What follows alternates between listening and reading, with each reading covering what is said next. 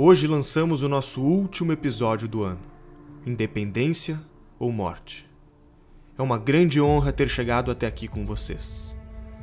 Ano passado existiu o sonho de levar para milhões de brasileiros as informações que constantemente nos eram sonegadas.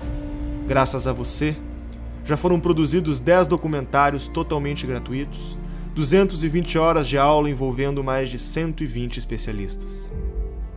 10 milhões de pessoas assistiram o nosso conteúdo. São centenas de pessoas e famílias que todos os dias despertam como brasileiras. A cada pessoa que torna-se membro, 1000 pessoas acessam o nosso conteúdo gratuito. É um marco na conscientização do país. O Brasil Paralelo é uma realidade. E o ano de 2018 será decisivo. É hora de fazer algo efetivo pela nossa cultura. Sabemos que ainda há um longo caminho pela frente. Precisamos de você para continuar impactando o povo brasileiro. E atenção, até a meia-noite desta quinta-feira é o último momento de você aproveitar o nosso preço promocional e se tornar membro. Depois disso, essa condição será encerrada. Aproveite e torne-se membro do Brasil Paralelo e até breve.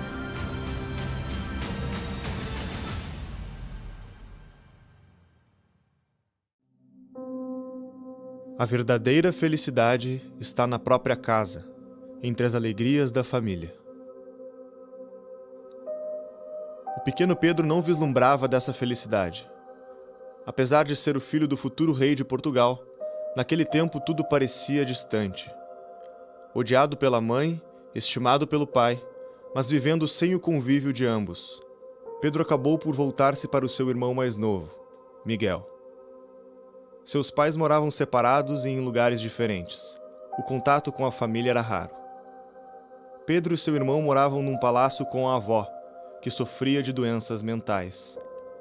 Os quartos e salas enormes, móveis antigos, janelas fechadas, a solidão e os gritos da avó ecoavam pelos corredores do extenso casarão. O pouco contato com as pessoas fez com que Pedro e Miguel desenvolvessem uma relação de amor e ódio um pelo outro. Compartilhavam a aparência, as feições e o temperamento impulsivo. Restando apenas Miguel para se relacionar, em meio à solidão e os surtos da avó, entre brigas e brincadeiras com o irmão, crescia o menino. Nos jardins do palácio, Pedro organizava pequenas tropas compostas por seus amigos e enfrentavam as tropas inimigas do irmão, sendo Pedro quase sempre o vencedor da brincadeira.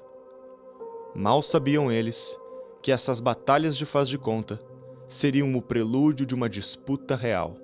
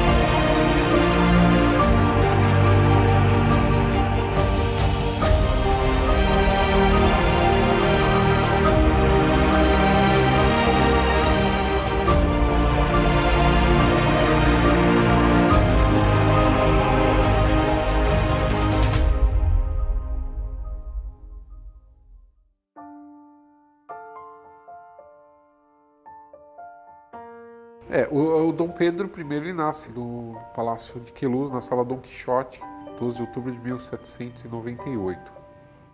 Ele foi uma criança abandonada, né? Ele vivia com a avó dele era louca, ele vivia sozinho com ela.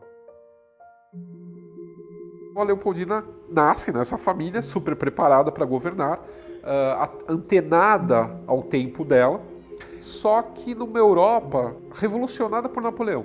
Viena chega a ser tomada 2 vezes por Napoleão nesse período, e por 2 vezes a Leopoldina e a família tem que fugir de Viena. O Dom Pedro, ele nasce de um casal que vai se desunir. Ele estava começando a ser educado em Portugal. Com essa viagem, do nada, mudar uma corte inteira para a América, essa educação acaba se perdendo. Imagina uma criança que viaja para qualquer outro país aos 9 anos de idade. Ele vai absorver a língua, vai falar fluentemente, vai se sentir natural, né, daquele país, enfim. E foi o que aconteceu com Pedro I. A molecada de São Cristóvão ia para a rua, brincava com ele, então ele teve realmente uma ligação muito forte com o povo no Brasil, com a cidade, né, do Rio de Janeiro. E a Leopoldina, ela, mesmo nessa balbúrdia que foi essa infância dela, com a perda da mãe, depois a perda da madrasta, ela recebe uma educação esmerada, uma educação como era imaginado que uma Habsburgo teria. Uma das disciplinas que os príncipes habsburgos tinham era fazer teatro. Por quê? Porque era a forma como você ia aprender a lidar com o público, que era o seu povo. Por aí você já começava a saber como se portar, como falar, como ser uma figura pública. Além de outras matemática, coisas que na época nem geometria, coisas que na época eram só homens, matérias para homens. Mulher não aprendia isso, mas as mulheres habsburgas aprendiam. Que os outros vão ter que guerrear para conquistar, eles vão conquistar pelo casamento, pelo amor, por Vênus. Então eles começam a criar as melhores princesas na arte de se governar. O casamento dinástico entre 2 famílias é um tratado diplomático. Ponto. A Leopoldina, ela está imersa dentro de uma sociedade que está vivendo o início do romantismo. Chega uma joia para ela, que é um colar de diamantes, com um medalhão onde tem a miniatura do Dom Pedro, a esfinge do Dom Pedro pintada nesse medalhão. Todo mundo na corte fica embasbacado com o tamanho dos diamantes, e ela só está fixada na imagem do príncipe dela, né? Então ela se apaixona pelo moço do retrato. A festa de casamento que ocorre em Viena era chamada de festa brasileira, não era festa portuguesa, porque os austríacos estavam casando, na verdade, com o Brasil, com essa esperança desse império nos trópicos, né? Então João VI manda navios portugueses para Livorno para pegar a futura rainha de Portugal, como eles acreditavam, né? E aí é bonitinho ver o encontro dos dois, né? É 2 jovens totalmente tímidos, sabe? Os dois olhando pro pé um do outro, sabe? Assim, se você... E aí dá uma olhadinha assim de rabo de olho para ver, né, como que é a pessoa que tá... Isso logo quando eles se encontram no navio que trouxe ela. Vestida com um manto de seda branco, bordado de prata e ouro, um fino véu lhe recaía sobre o rosto. No pescoço portava um colar que, apesar da imponência, chamava atenção não pelos brilhantes, mas pelo retrato feito em ouro com o rosto do marido. Foram meses idealizando sua vida com o homem do retrato que agora a abraçava. Em pouco tempo nascia a primeira filha, Maria da Glória. Foi motivo de grande felicidade para o casal. A filha criou um laço de união mais forte entre eles, que se divertiam assistindo de perto seu crescimento. Diferente de outras famílias dinásticas, a coroa portuguesa não proibia que mulheres herdassem o trono. Maria da Glória era a aspirante legítima do pai e da mãe.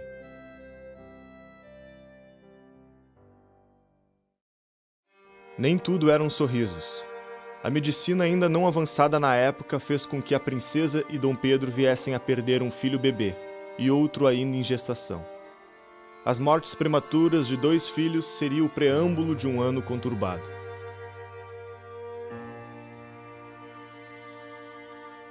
O velho continente europeu já não era mais o mesmo. As guerras de Napoleão e as ideias da Revolução Francesa deixaram marcas profundas não só na geografia, mas também no imaginário popular. Embora alguns reis tenham recuperado os tronos usurpados por Napoleão, eles nunca mais teriam o poder que outrora tinham. Uma nova era política estava começando. As notícias que chegavam ao Brasil causavam um temor no povo e em toda a coroa. a revolução que acontecera em outras nações chegava à cidade do Porto. Essa revolução nasce no Porto e migra para Lisboa com a seguinte ideia: formar uma Assembleia Nacional Constituinte, escrever uma Constituição, obrigar o rei a assiná-la e a obedecê-la, trazer o rei de volta, né? E criar então uma monarquia parlamentar à moda inglesa. Essas cortes tinham um enorme poder em Portugal. A Espanha tinha recentemente feito algo parecido. E a Espanha tinha imitado a França. Então, percebendo, a Assembleia Nacional Constituinte era um dos primeiros movimentos desse tal processo revolucionário. Então, o fato de Portugal abrir uma Assembleia Nacional Constituinte dava tremedeira nos nobres. Sobretudo, devia ter dado tremedeira do Dom João VI. Então, você tem aí, primeiro, a circunstância da falta de funcionalidade da administração pública em Portugal. Você tem a circunstância do Brasil como aquele que estava centralizando o comércio internacional, então Portugal empobrecendo, e você tem a circunstância de Portugal estar sendo governado, primeiro, por um rei no Atlântico, lá onde era a colônia, e ao mesmo tempo por um administrador inglês, a Inglaterra se metendo. Os revoltosos tomaram as cortes, exigiam que a coroa retornasse e que o Brasil retrocedesse ao status de colônia. Dom João VI enfrentava mais uma vez duas opções amargas e excludentes. Teria que decidir por ficar no Brasil ou voltar para Portugal. E a Leopoldina desesperada nessa brincadeira toda. Tanto que ela pensa em fretar um navio escondido e fugir para Portugal se o Pedro for mandado para Portugal. Percebendo o impasse da família real, tropas portuguesas que estavam no Brasil exigiram que o rei aceitasse a Constituição que seria imposta. Dom Pedro, em um de seus atos de bravura, toma as rédeas da situação, envia soldados e suprime a confusão estabelecida pelos revoltosos. Mostrando-se hábil para agir em situações como esta, Pedro ganhava a confiança do pai e dos ministros, levando Dom João VI a finalmente tomar a decisão de voltar sozinho para Portugal, deixando seu filho como regente do Brasil. Antes de partir, teve uma conversa a sós com seu filho Pedro, e lhe deu o conselho que marcava a vida dele para sempre. E Dom João teria dito o seguinte para o Dom Pedro: se for para perder o Brasil, que seja para ti e não para esses aventureiros. O Dom João VI, na verdade, era muito esperto. Também tinha uma articulação dinástica por detrás disso, onde o Dom João VI consegue manter a coroa tanto do Brasil quanto de Portugal dentro da família de Bragança. Antes da melancólica partida, Dom João VI convocou eleições para eleger juntas governamentais nas principais províncias. Era uma maneira de ajudar o Reino do Brasil a manter a autonomia política perante a Revolução das Cortes. Foi por aclamação que um homem chegava à vice-presidência do governo de São Paulo, José Bonifácio de Andrade Silva. Um brasileiro de formação acadêmica ímpar, fluente em diversas línguas, aquele que viu a Revolução Francesa acontecer diante de seus olhos. Aquele que lutou com arma em punho contra o exército revolucionário francês, agora estava de volta ao Brasil para mudar a história de uma nação para sempre. Enquanto a maioria das juntas governamentais recém-formadas eram seduzidas pela pressão das cortes portuguesas, o governo de São Paulo com José Bonifácio foi o primeiro a reconhecer a autoridade de Dom Pedro como príncipe regente. Tal feito chamou a atenção do príncipe, que escreveu para o seu pai a respeito do homem que reputava ter garantido a tranquilidade da província de São Paulo. Foi no primeiro dia do ano de 1822 que Dom Pedro recebeu o manifesto escrito por Bonifácio e subscrito por toda a junta paulista. Bonifácio alertava na carta que o governo português visava impor um sistema de escravidão ao Brasil, e completou dizendo que os paulistas estavam prontos a derramar a última gota do seu sangue e a sacrificar todas as suas posses para não perder o adorado príncipe. Ele diz: nós estamos vendo que o Brasil, as pessoas estão pegando em armas, estamos tendo problemas, já sabemos o que aconteceu na Revolução. Trouxe a história lá para eles. É de uma janela, você tá entendendo? De uma janela para o público reunido lá embaixo. E ele conta essa história e diz: não é melhor para São Paulo manter, mostrando lealdade ao nosso rei, né? Não tivemos problemas com eles, e nós mesmos temos que nos reorganizar, etc. Ele faz um discurso. Todo mundo aplaude. Dom Pedro viu valor na carta, e comovido pela súplica de um homem que estimava muito mesmo antes de conhecê-lo pessoalmente, mandou publicá-la nos jornais. Após a carta de Bonifácio, houve uma mobilização geral da sociedade civil para que Dom Pedro permanecesse no Brasil. Cartazes eram espalhados pelo Rio de Janeiro, alertando os perigos da Revolução em Portugal. Os ânimos se acirravam, brigas e embates de portugueses e brasileiros eram frequentes. O povo brasileiro havia expressado sua vontade, desobediência às cortes. As cortes queriam que não houvesse mais um Estado centralizado no Brasil, que todas as províncias brasileiras respondessem diretamente para Lisboa e que os tribunais brasileiros fossem fechados. Você imagina, você tem um processo aqui, você tem que mandar esse processo para ser analisado por um juiz em Lisboa que não vai ter a menor ideia do que está acontecendo direito naquele lugar. E o povo que ia se livrar desses caras. Os brasileiros não estão mais suportando os portugueses nesse momento. E os portugueses não suportavam mais os brasileiros. Havia quebra-quebra na rua. Então você tem aí gerado todo um conflito entre brasileiros e portugueses. Choviam pedidos dos mais diversos lugares.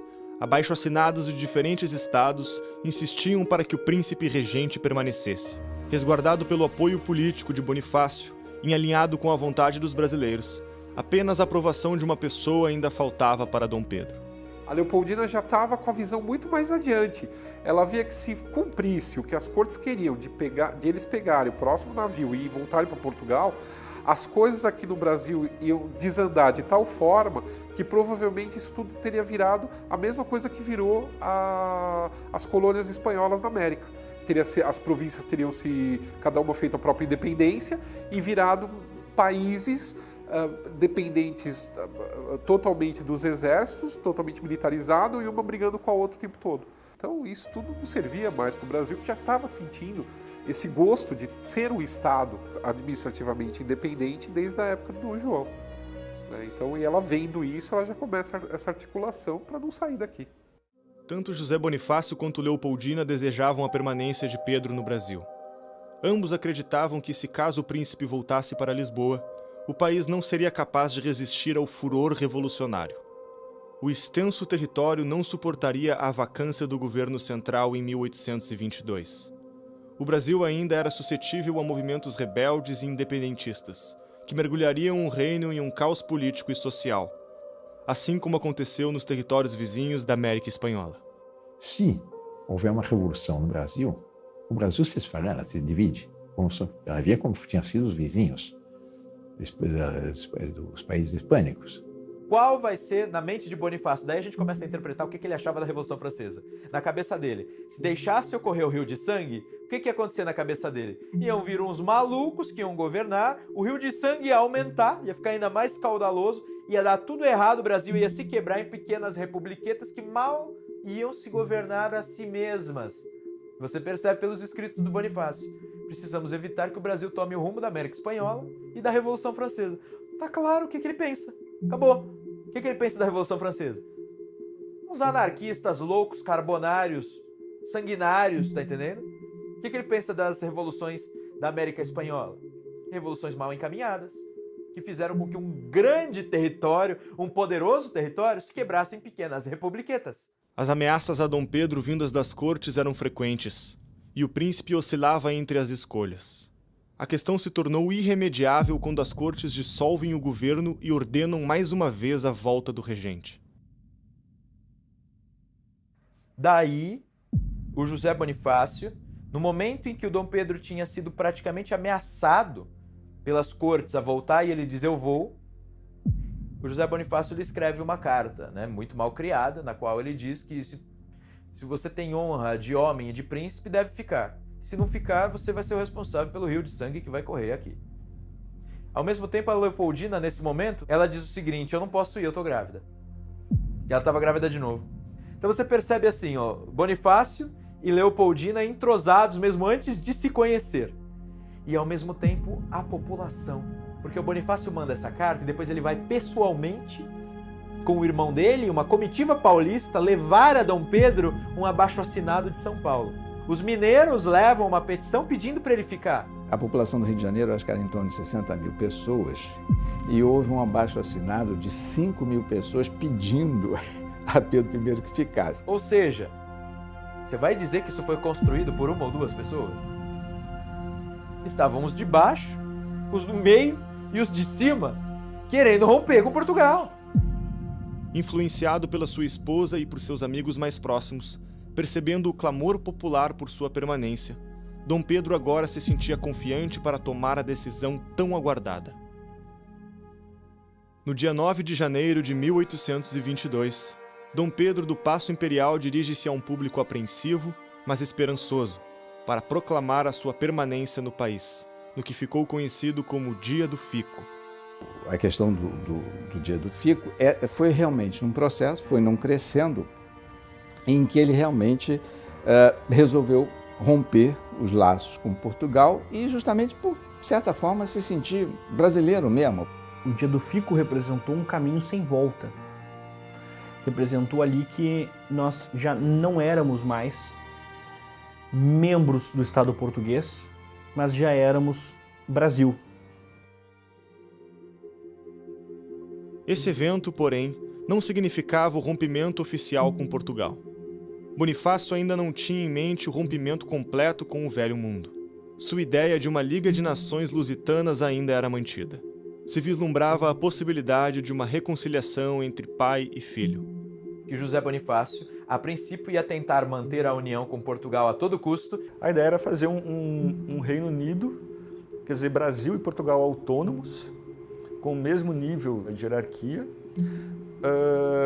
um pequeno imposto para um exército comum, para financiar um exército comum, e a corte itinerante, a corte às vezes em Portugal, às vezes no Brasil. Mas o problema é que as cortes portuguesas falaram não, a gente quer rebaixar o Brasil ao seu status anterior a 1808. Do outro lado do Atlântico, os portugueses não viam a reconciliação com bons olhos. A vontade das cortes de subjugar o Brasil era irreprimível. E depois, quando ele percebe que as cortes de Lisboa são ridículas, insustentáveis, são pessoas despreparadas tentando criar um país novo, ele cria a ideia de estabelecer um império no Brasil. Ou seja, como se fosse uma quebra. Poucos dias após o pronunciamento de Dom Pedro comunicando que permaneceria no Brasil, o tenente-general Jorge de Aviles acreditava na fragilidade do príncipe novato e organizava suas tropas para dar um golpe e assumir o governo brasileiro. O general português já havia tentado um golpe anteriormente, mas após uma negociação com Dom Pedro, havia dado uma trégua para o príncipe. Dessa vez, Pedro deixaria de lado a conversa e as negociações. Era hora de agir. Amotinando-se na Praia Grande, em Niterói, Aviles e suas tropas se fortificaram em um local estratégico. Percebendo a gravidade do ato, Pedro reage enviando tropas do exército e civis armados para combater Aviles. Com mais uma vitória do príncipe, o general português e seus homens são expulsos do Brasil definitivamente. O conflito fortalece em Pedro a ideia de que precisava de aliados para manter a estabilidade política. José Bonifácio já havia se mostrado de grande valor por ter estabilizado São Paulo e mostrado seu apoio à coroa. Dom Pedro não perde tempo e o elege para o cargo ministerial mais importante. Bonifácio assumiria a Secretaria de Estado dos Negócios do Império e Estrangeiros, se tornando o primeiro brasileiro nascido em nosso solo a ocupar um cargo ministerial. Por quê? Porque naquele momento os ministros portugueses estavam tendo briga com o Dom Pedro e eles estavam ameaçando pedir demissão, estavam brigando e tal. O Dom Pedro já mandou todo mundo embora e ele contrata o José Bonifácio. Você agora é o ministro. Então José Bonifácio, antes da independência do Brasil, já era o ministro principal do Dom Pedro e ele foi o primeiro brasileiro a ganhar um cargo tão alto. Porém, quem daria tal notícia ao velho sábio não seria o príncipe. A instabilidade fez com que Leopoldina decidisse se refugiar na fazenda de Santa Cruz. Ela tinha saído por causa do perigo. Tava tendo passeata o tempo todo e briga de rua, tá entendendo?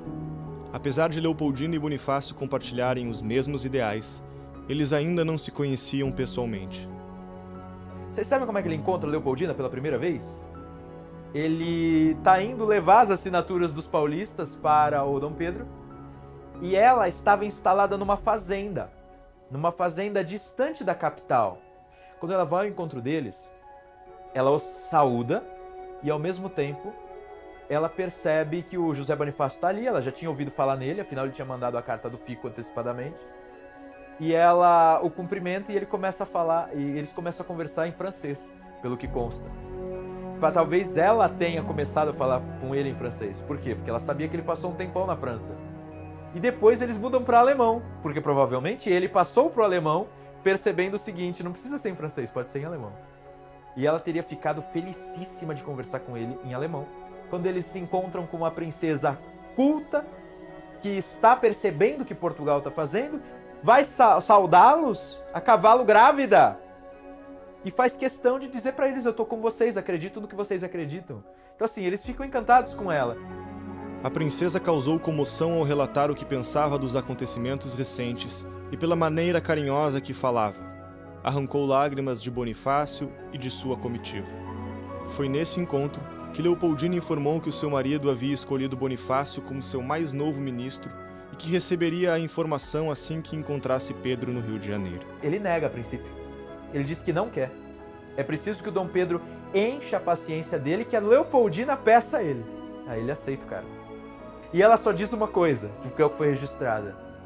Eu nunca tive uma impressão tão forte, tão arrebatadora quanto a que eu tive ao conversar com aquele José Bonifácio. Ela percebe um gigante ali, tá entendendo?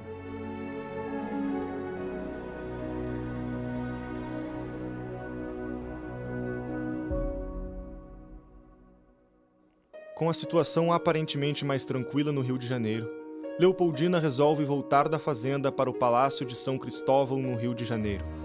Porém, a viagem significaria mais uma perda para a família real. A vida na fazenda não era a mesma da capital do Império. As condições precárias da viagem e o calor escaldante mataram o ainda bebê, Dom João Carlos.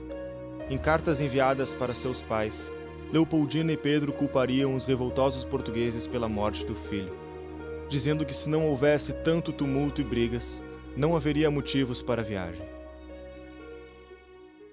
As notícias da capital do Império demoraram para percorrer o extenso território brasileiro.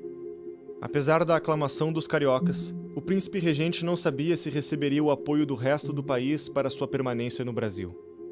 Agora ministro, Bonifácio recomendou ao príncipe fortalecer os laços com a província e buscar apoio para sua causa. Ou seja, o projeto do José Bonifácio de manter Dom Pedro aqui para criar para manter o Império do Brasil como sucessor do tal Império Português é o que está prosperando. Rio de Janeiro havia se declarado fiel ao príncipe e às suas decisões. Dom Pedro e sua comitiva partem então para Minas Gerais. Em Minas estava tendo um problema ali, porque existiam os fiéis, os leais a Lisboa, mas ele foi até lá, conquistou o povo, porque ele fazia de tudo, discursava nas sociedades secretas, bebia com o povão, visitava as mulheres, pegava as mulheres dos nobres, enfim, ele corrompia a estrutura portuguesa que já havia e colocava todo mundo do lado dele. Foi um grande sucesso, ele foi aclamado, jogado pra cima, era um molecão, né? Imagina, 24 anos, tu é o príncipe, andando por lá, o cara fazia de tudo. Antes de seguir em viagem, Dom Pedro deveria nomear um substituto para ocupar a regência. Então decretou que sua esposa, a princesa Leopoldina, governaria em seu lugar.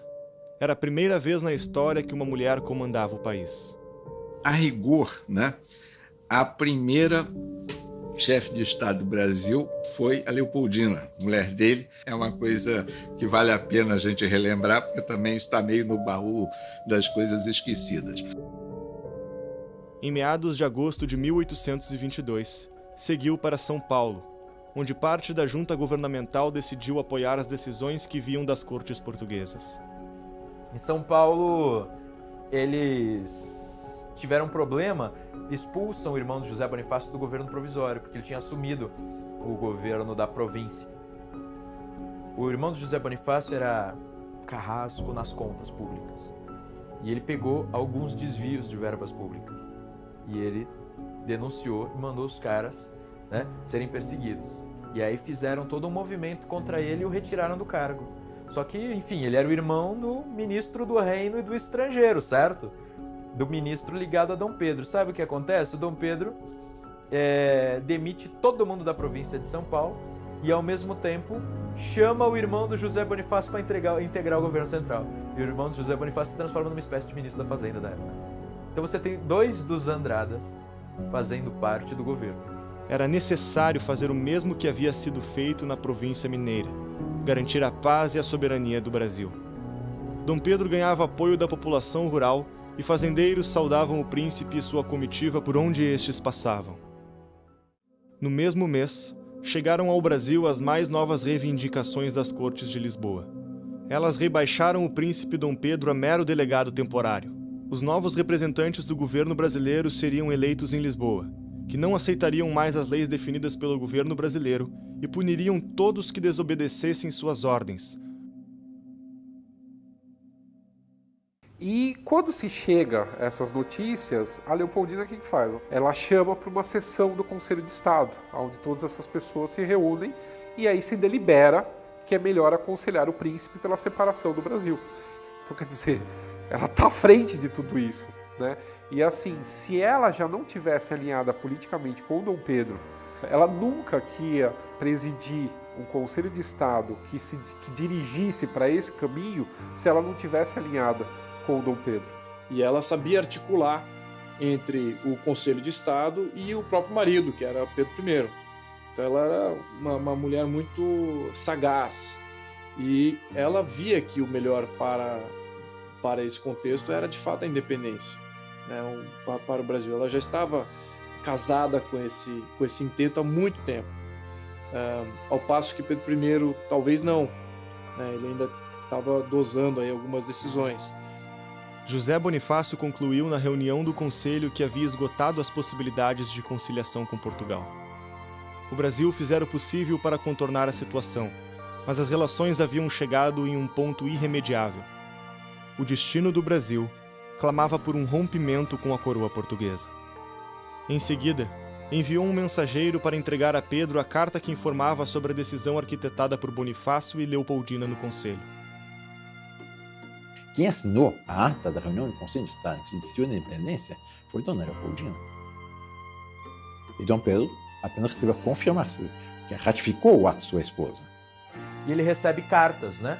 As cartas da Dona Leopoldina e as cartas de José Bonifácio solicitando, explicando para ele o que tinha acontecido.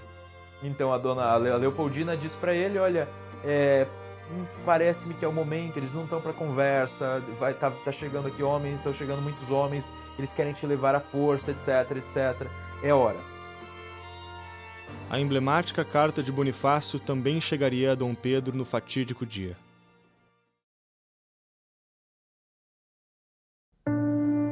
Senhor, as cortes ordenaram a minha prisão por obediência a Vossa Alteza.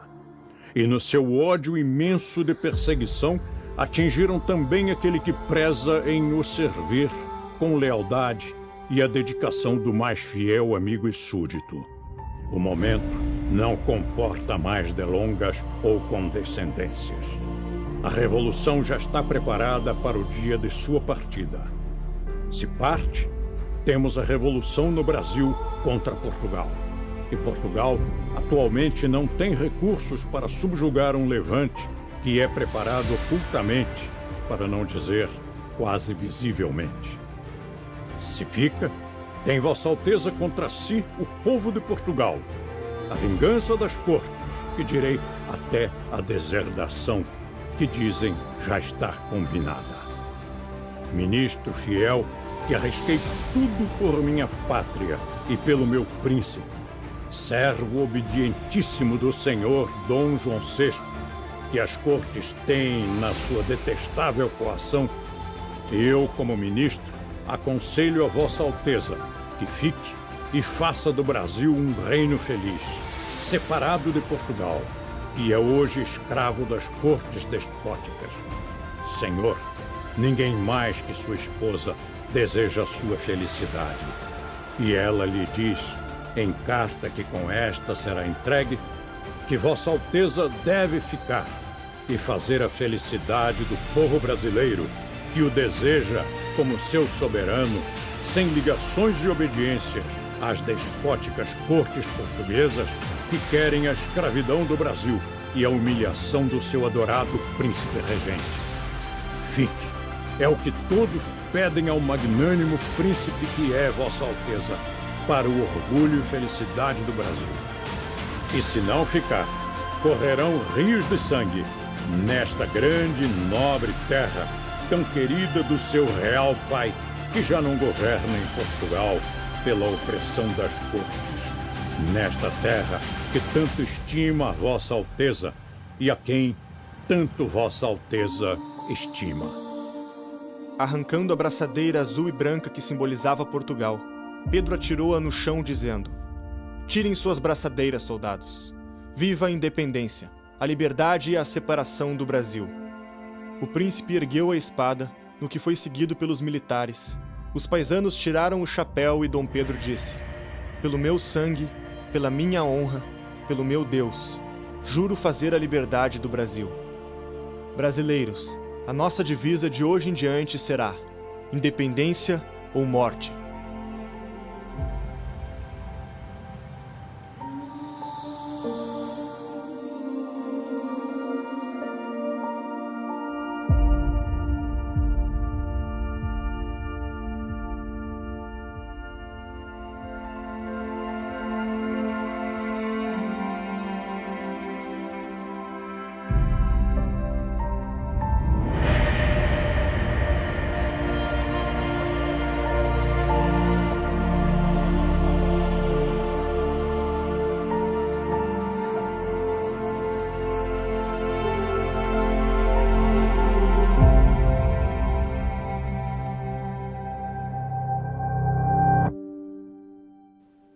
E ao invés de deixar com que o Brasil se desmantelasse como pequenas províncias lideradas por caudilhos, Dom Pedro I consegue, a partir de sua força simbólica, escorado ele por grandes políticos, manter o Brasil com a continentalidade que tem.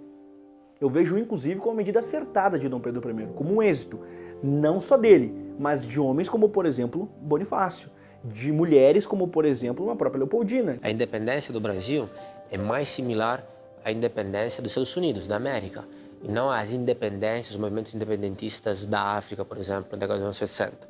Ou seja, não foi o invasor que invadiu, conquistou os brasileiros e aí eles se revoltaram contra o invasor. Os portugueses que conquistaram vieram para cá, aí alguns deles se revoltaram contra a Madre-Pátria. Aí teve uma cisão, foi exatamente o que aconteceu nos Estados Unidos, só que lá é explicitamente chamado de secessão. Nossa independência foi muito mais uma emancipação de um filho que se tornara maior, aliás, muito maior que o pai, do que guerras fratricidas, como foram nossos vizinhos hispano-americanos. Como ficou muito claro para a sociedade, para essa elite intelectual, econômica e política brasileira, que a volta de Dom João VI seria um retorno àquele estágio anterior, eu acho que isso acendeu, inclusive no próprio Dom Pedro I, que se sentia brasileiro, essa necessidade do Brasil se tornar um país independente. Enquanto Dom Pedro e sua comitiva retornavam de São Paulo para o Rio de Janeiro, a organização do mais novo Império das Américas começava pelas mãos do ministro Bonifácio e da agora Imperatriz Leopoldina. Ela, junto com Bonifácio e o artista francês Jean-Baptiste Debré, idealizaram e desenharam o que seria a bandeira do Império do Brasil. A bandeira uniria o verde da família Bragança e o amarelo da família Habsburgo. No coração da bandeira estava a cruz da Ordem de Cristo, símbolo do começo da trajetória de homens destemidos que um dia cruzaram o Atlântico e encontraram o paraíso tropical. Aqueles que primeiro chegaram aqui não poderiam imaginar o destino que a cruz trazida por eles teria, e agora lá estava ela. Após séculos de histórias de batalhas, presente na bandeira hasteada por um povo finalmente independente.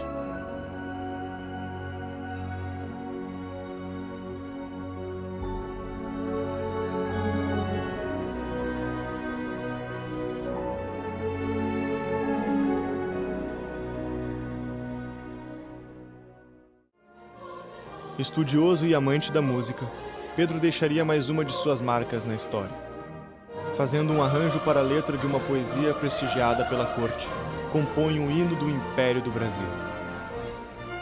No dia em que Dom Pedro completara 24 anos, o povo saiu às ruas do Rio de Janeiro para aclamar o seu imperador.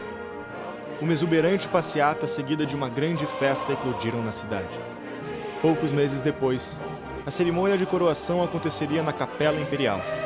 Vestido de tons de verde e amarelo, o imperador recebia sua coroa. Por graça de Deus e unânime aclamação dos povos, Sua Majestade Imperial Dom Pedro I, imperador constitucional e defensor perpétuo do Brasil. Por que resolveram aclamar o Pedro I? Essa é a questão. E é aí que eu vou resgatar um princípio de ciência política que a gente desobedece como país sistematicamente. Chama-se legitimidade. Ele quis a independência. A independência foi feita por ele. Ele era o poder legítimo, só ele tinha a legitimidade de ser o imperador. Todos viam, sem ele, o que aconteceria? Portugal ia imediatamente reconquistar o Brasil. Note a importância de aclamar um rei naquele momento. O risco era a própria independência. Então, para todos aqueles que aclamaram o Pedro I, eles entendiam a dinâmica política da coisa. Embora relativamente pacífica se comparada com outros processos emancipatórios, a independência do Brasil não foi, de forma alguma, um processo indolor. Houve revoltas organizadas por insatisfeitos com a decisão de Dom Pedro I de declarar a independência.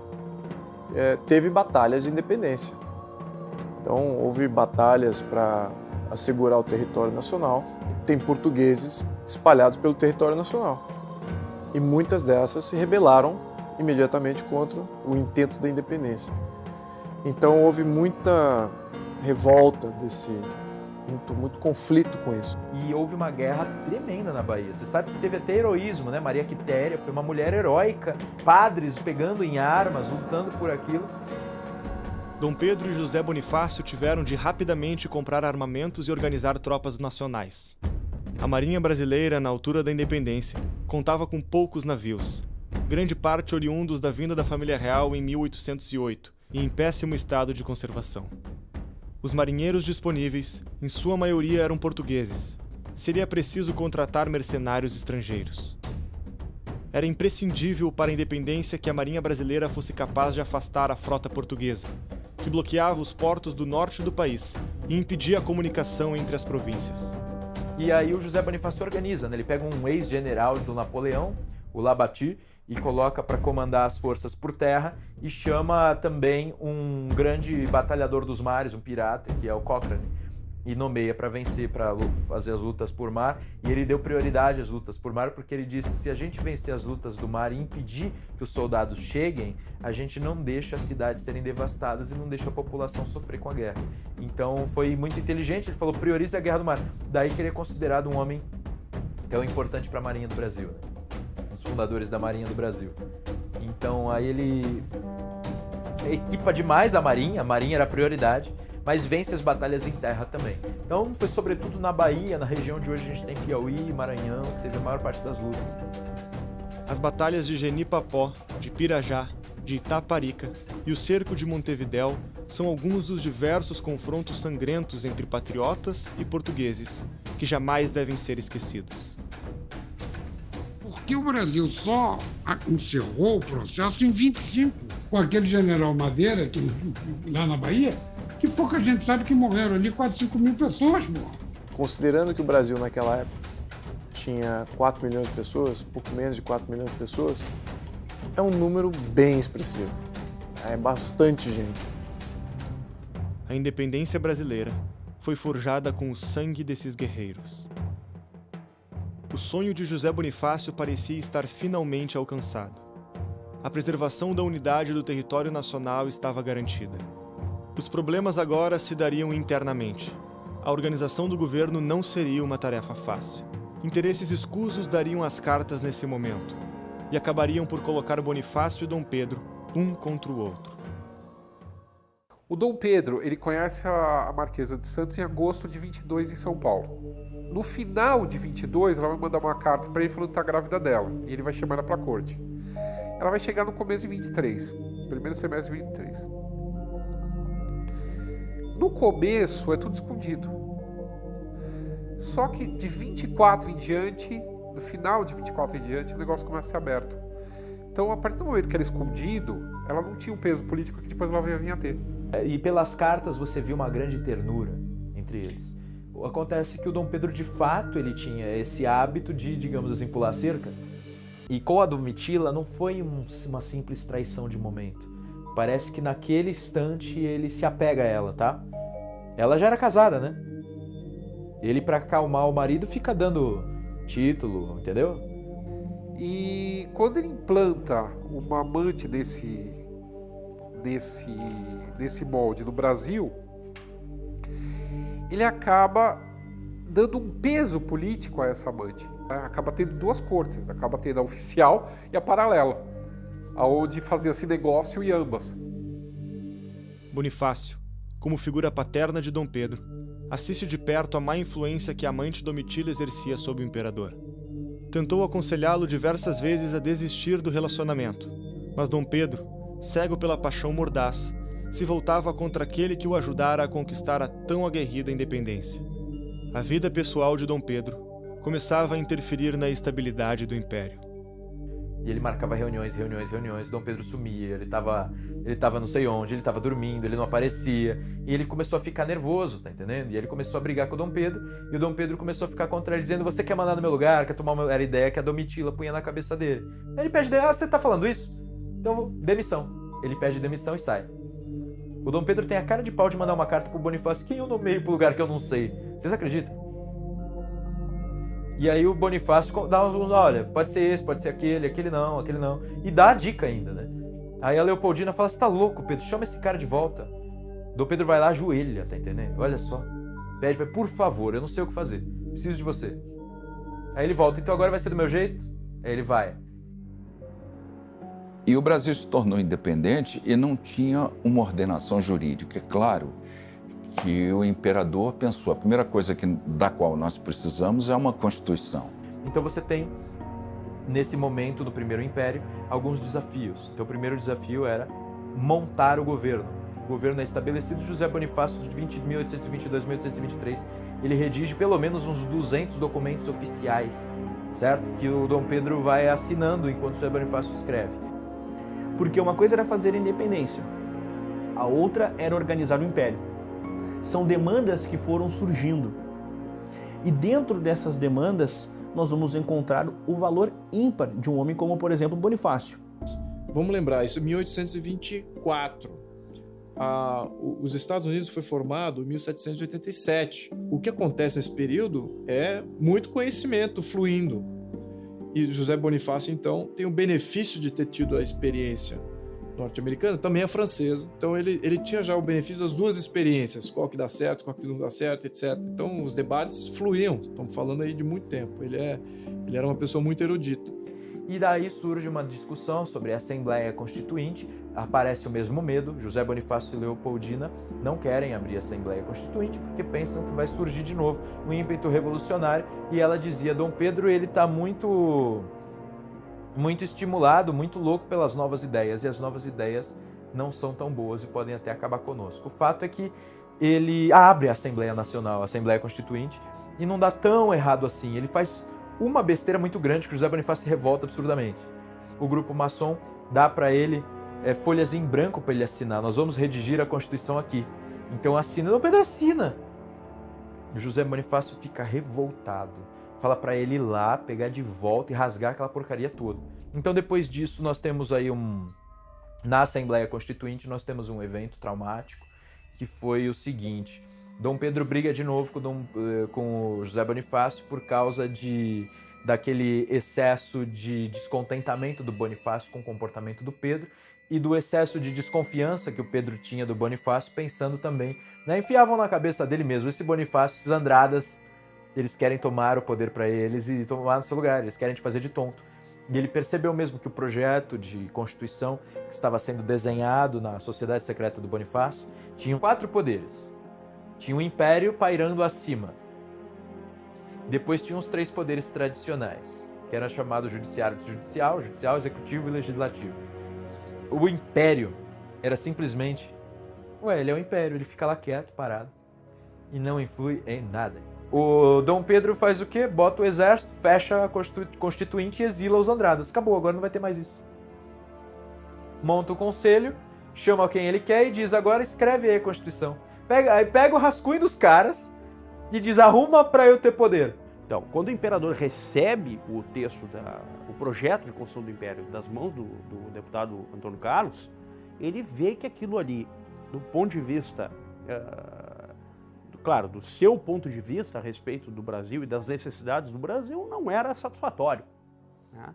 Então monta-se um Conselho de Estado e o Conselho de Estado aí sim faz a redação da Constituição do Império. E daí há uma quebra mesmo, os Andradas se demitem do governo, até a camareira da Leopoldina era uma Andrada, ela se demite, toda a família pede demissão. Mas não me parece que a briga pessoal fosse suficientemente capaz de levar a esse rompimento absoluto. Com certeza foi um rompimento que se deu também por cosmovisão, por visão de império, né? A visão de império do Dom Pedro I, ela coincidia com a visão de império do Bonifácio, mas divergia em outros aspectos. Daí eles se inspiram em Benjamin Constant, né? O Benjamin Constant, que é um teórico francês, que cria a figura do poder moderador. Aí o poder moderador tem influência sim. É claro que Dom Pedro I promoveu uma hipertrofia na redação que deu a Constituição, uma hipertrofia do poder moderador. E vamos lembrar também, no contexto, não existia esse negócio de politicamente correto naquela época, né? Quando alguma coisa era para ser nomeada ditatorial, se dizia, isso é ditatorial. Então, o poder moderador não é ditatorial, ele é moderador. Então, no fundo, o que esse poder fazia era moderar, era negar ações dos demais poderes. Então, ele limitava os demais poderes. Nós conseguimos formar, em 1824, a primeira Constituição escrita no mundo com 4 poderes. E nós tínhamos, durante o século XIX, uma Constituição, sob o ponto de vista de organização das instituições, muito superior a essa Constituição que temos hoje. Ela entregava esses poderes agora a outros 2 poderes, o poder da democracia e o poder da aristocracia. Essa Constituição de 1824, ela tinha preceitos liberais, apesar de ter sido outorgada de forma até um tanto violenta pelo imperador. Mas o espírito que regia a ideia do imperador era um espírito de liberalidade. Perceba que há uma progressão, há uma jornada intelectual, constitucional, sobre como organizar esta independência. A primeira coisa, dia do fico. Depois, independência. Depois, Constituição. Depois, poder moderador. Não satisfeito em ter vencido a guerra constitucional contra o grupo de Bonifácio, Dom Pedro tomaria mais uma atitude. Desprezaria a amizade que nutriu com o patriarca da independência. Uma vez grandes companheiros, tanto estimados um pelo outro, agora se comportavam como inimigos. Vocês sabem que nesse meio tempo ele nomeia a Domitila como Marquesa de Santos. José Bonifácio diz, né, esse moleque desgraçado deu título dela de Marquesa de Santos para nos humilhar. Ela pega a pátria dos Andradas, que ele chamava de Santos, e dá o título para aquela... Não preciso dizer, né? Ele usa uma palavra horrorosa. E ele ainda sugere qual será o brasão dela, né? Lá em Santos tem um lugar que tinha uma montanha com um formato meio esquisito que era chamado de pau grande. Ele diz o brasão dela tem que ser o pau grande. Então assim, o José Bonifácio fala isso, né? Deixa claro que ele não tem o menor respeito pela Domitila. Mas ela é nomeada Marquesa de Santos quase que numa provocação. Ela não era de Santos, né? A perda da amizade de Bonifácio não seria a única perda para Dom Pedro. Forçada a conviver com o amante do esposo na própria casa, Leopoldina sofreu calada em troca da estabilidade do império. Lembrando de tudo que aprendeu com sua família, manteve-se consciente de suas responsabilidades como imperatriz. Leopoldina resolve se fechar e amargurar em silêncio o desprezo do marido.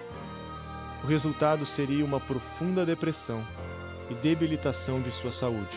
Ela começa a passar mal no início de novembro de 1826. É chamado o médico que vai acompanhar ela o tempo todo. Ela escreve para o pai, pedindo para ele rezar por ela, e pela criança que ela está esperando. Está tendo uma guerra na Cisplatina, né, que hoje é o Uruguai. Eles estão querendo independência e o Dom Pedro está com tropas e com uma esquadra para levar reforços para a Cisplatina. Ele vai atrasar essa partida até dia 23, quando ela tem uma melhora.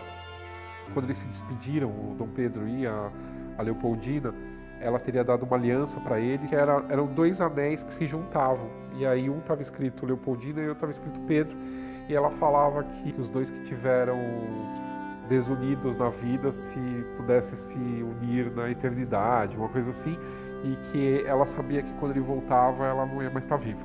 Dia 29 à tarde, ela tem uma piora de novo e ela não sai mais da cama. Os médicos até então estavam achando que o problema era a gravidez. E ela tem um aborto no dia 2.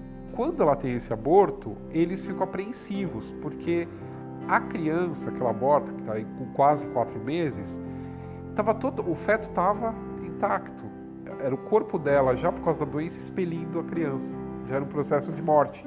E aí ela falece em 11 de dezembro de 1826, às 10h15 da manhã, ela morre. Para que você tenha uma ideia, todas as catedrais do país tinham um monumento a ela, como se ela tivesse sido sepultada em cada uma delas. Ela era uma pessoa, assim, como ser humano, formidável, né? Era extremamente caridosa com todos. Foi a primeira mulher a assumir o poder supremo desse país. Ela foi a primeira pessoa, antes até do próprio Dom Pedro, a perceber, né, que o Brasil ele teria que ser um país livre. Ela, Leopoldina, vai ter conseguido ser amiga de Dom Pedro I, atestado de grandeza, de virtude. Ou seja, ela vai ter superado certas coisas. E certas coisas bem pesadas, bem drásticas.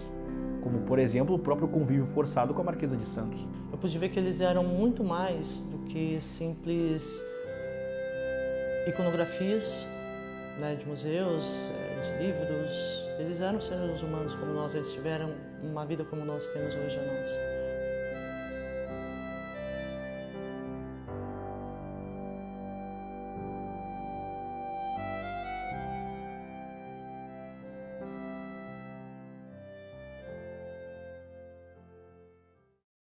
A popularidade de Dom Pedro estava deteriorada.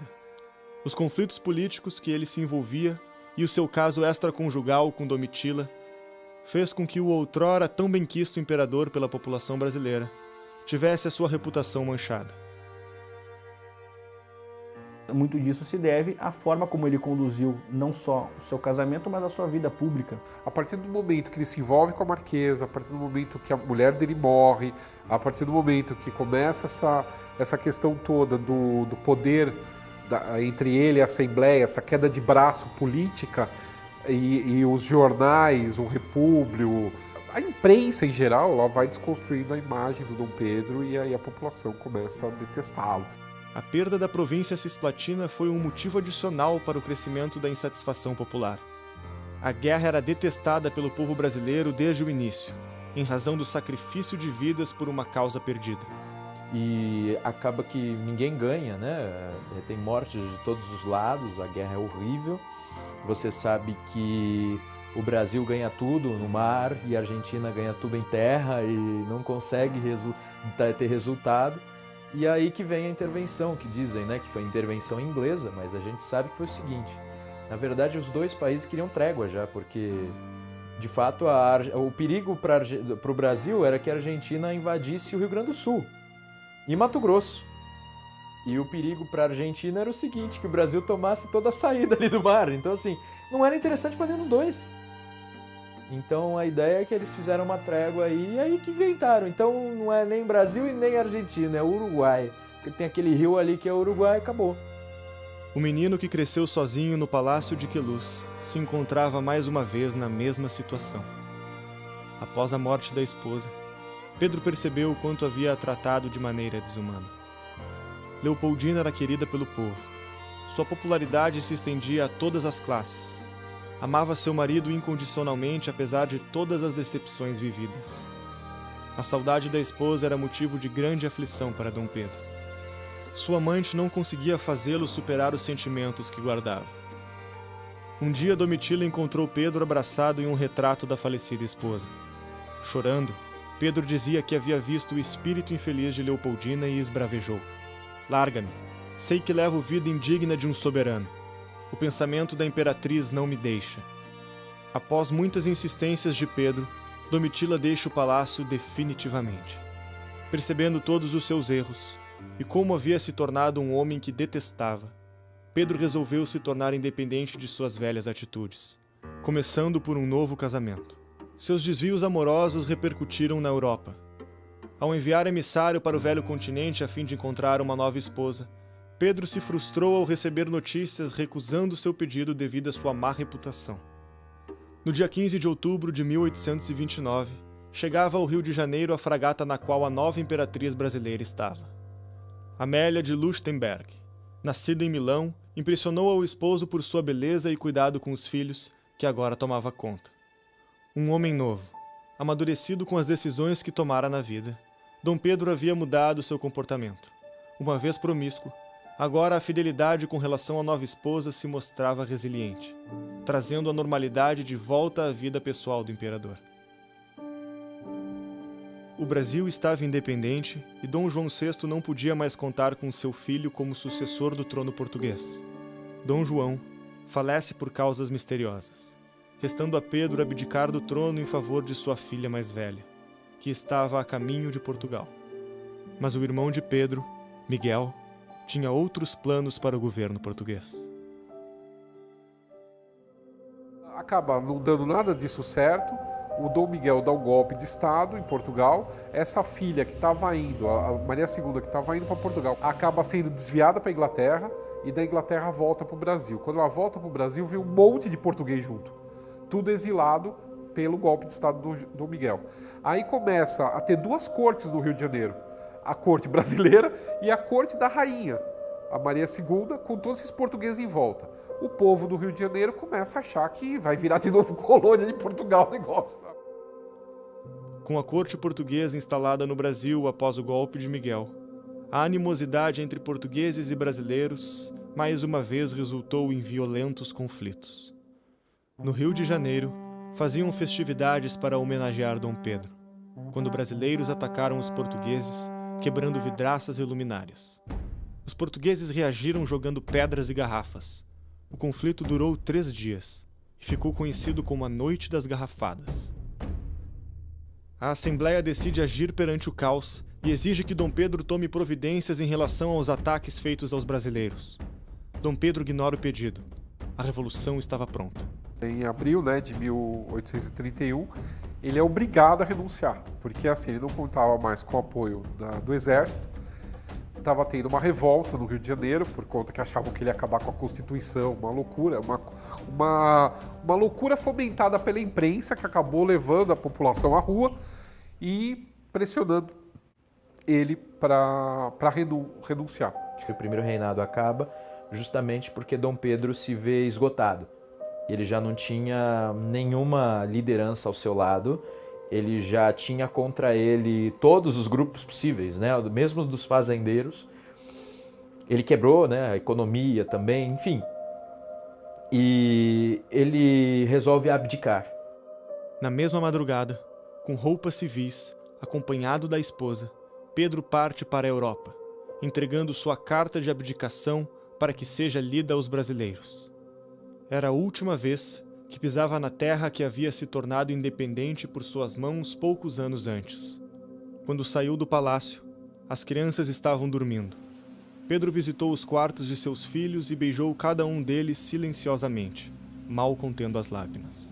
Ele percebeu que ele não tinha condições de desenvolver a partir do zero um legado, enquanto que ele percebia que em Portugal era possível manter um legado já existente. O rei soldado teria pela frente sua última guerra. As batalhas de faz de conta que outrora fizera com o irmão se tornariam agora realidade. Protagonizando a mais longa e sangrenta guerra civil da história de Portugal, os portugueses que queriam uma constituição e liberdade viam esperanças em Dom Pedro contra Miguel, o irmão absolutista.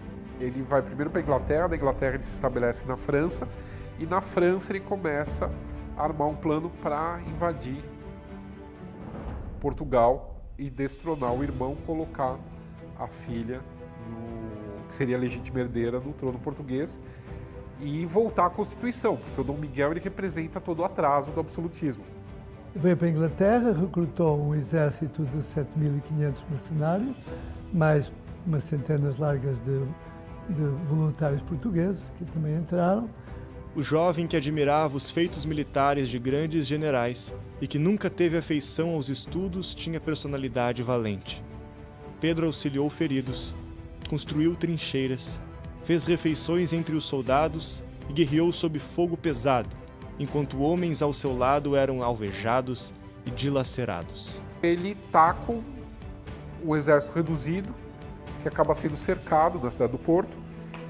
A proporção era tipo 1:1000, o exército dele para o exército do Dom Miguel. Ele enfrenta o cerco do Porto durante meses. O Dom Miguel ele tinha dado uma de Stalin, ele tinha matado todo mundo que ele achava que era liberal e tal. E quando, assim como Hitler, quando invadiu a Rússia, quase todos os melhores generais tinham sido mortos pelo Stalin, aconteceu uma coisa semelhante em Portugal, com referência a Dom Miguel. Dom Miguel não tinha muito militar bom do lado dele, nem diplomata, porque esses estavam todos do lado do Dom Pedro.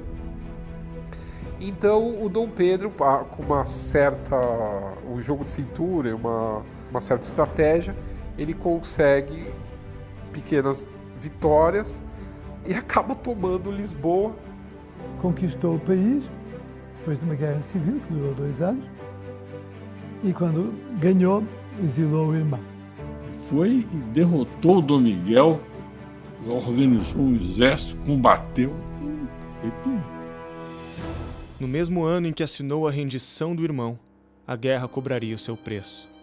Anos de batalhas incansáveis, pouco repouso, alimentação escassa, combinados com a tuberculose que infestava seu corpo, marcariam o fim da trajetória do homem que tornou o Brasil independente. Pedro voltou ao lugar que havia nascido, o Palácio de Queluz. As brincadeiras com o irmão e os gritos da avó agora davam vez ao agonizante leito de morte. Realizou pequenos encontros onde tomou suas últimas decisões. Deu conselhos e prestou homenagens a todos que julgava merecedores. Depois, decretou junto com deputados a maioridade de sua filha Dona Maria II, a tornando a rainha de Portugal. Por fim, pediu a ela que fosse enterrado sem requintes, em um caixão de madeira, como um simples soldado. Antes disso, houve mais um ato importante que completaria sua redenção. Dom Pedro I é uma figura ímpar. Ímpar. Não só para a história do Brasil, mas também para a história do mundo, já que dentro de nossa peculiaridade, ou de nossas peculiaridades históricas, quem proclama a nossa independência é o mesmo herdeiro da colônia. Como Dom Pedro I vai ter amadurecido de seu primeiro casamento ao seu segundo casamento. Pouca gente sabe, mas ele vai ter uma morte precoce, uma infância precoce, uma adolescência e uma fase adulta absolutamente precoce.